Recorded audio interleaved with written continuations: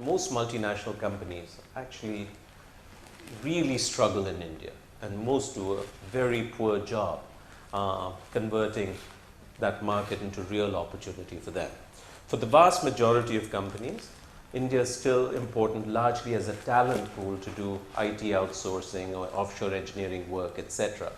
And there are about 4,000 multinationals in India. Only a small handful of them have made India a really important source of profits and revenues.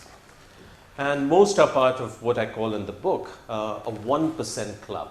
And a 1% club means their market share in India is 1%, and India contributes 1% of their global business. And so even if they're growing at some reasonable percentages, if you do the math, in 10 years, India will still be irrelevant. And I was really upset about that because I think they can and should do better. And not only is it a loss for the companies, it is also a big loss for India, because India needs good foreign companies to come in, bring investment, create jobs, bring know-how and technology, just like China does. Today, though, I'm going to focus on just a couple of questions. First of all, why does India matter? Okay?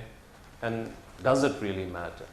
And second, if it does, why have so few companies really been successful? What do they do fundamentally differently from everyone else?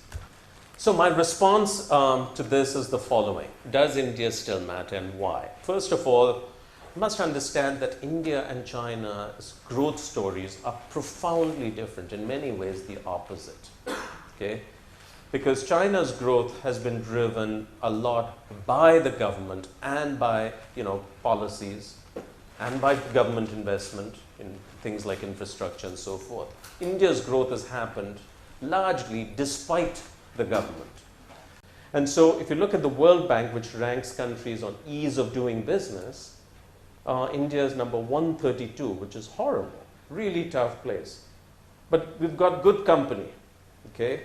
The people who are right plus or minus us are all the other big emerging markets. Brazil, Indonesia, Nigeria, Ghana, whatever. They're all worse, of course. But all the world's major emerging markets are incredibly tough places to do business, and they're tough for all the same reasons. As I said, chaos is not true of just India. It's true of all emerging markets. And India is like a lab in which you learn how to deal with chaos, and also a lab where you come up with the model that will help you succeed in many other countries. And that's why I use this quote by the CEO of Nokia, where he says, if we don't succeed here, we've got a big problem everywhere. And conversely, if we succeed here, many other countries become easier. So that's question one. The only other question I'm going to talk about today is, okay, why is it that a handful of companies have done well in this country? Because if it's so difficult, if it's only the market, everybody should be doing badly, right? But 50, 100 companies have done spectacularly well. What do they do so uniquely different? And I discovered that what is common is three things about the way they think and operate. These companies approach India and all emerging markets in a fundamentally different way. How? The first one is mindset. Okay? So almost all multinational companies come to India, China, or any other emerging market with the idea that here's one more place for us to sell our stuff. And that could be trucks, it could be computers, it could be shampoo, it could be anything. Just another market. And therefore what they do is replicate their product, their pricing, their business model, their management approach, their budgeting process, everything. And guess what? It goes nowhere. The companies that are truly successful come with humility and they say, maybe we can also learn something from the people in these markets. Okay? So like this, mindset's super important. The second major difference between companies that do really well in emerging markets is they adapt to the market instead of expecting the market to adapt to them. And then the third thing that these companies get right is their leadership and talent.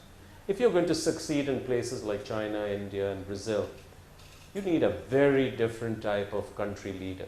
this sounds obvious, and particularly to a bunch of Indians and Chinese, which is largely in this audience, or else people who are deeply familiar with China. This sounds so commonsensical. What's the problem? That's exactly the question I asked myself. And the answer is, again, terribly simple. Because operating in this way is an unnatural act for most companies. Okay? You're asking them to prioritize a few markets rather than operating the same way in every place. You're asking the CEO and senior management of these companies to ignore everything they're hearing, reading, and seeing about India and bet on the long-term potential, the talent of the place.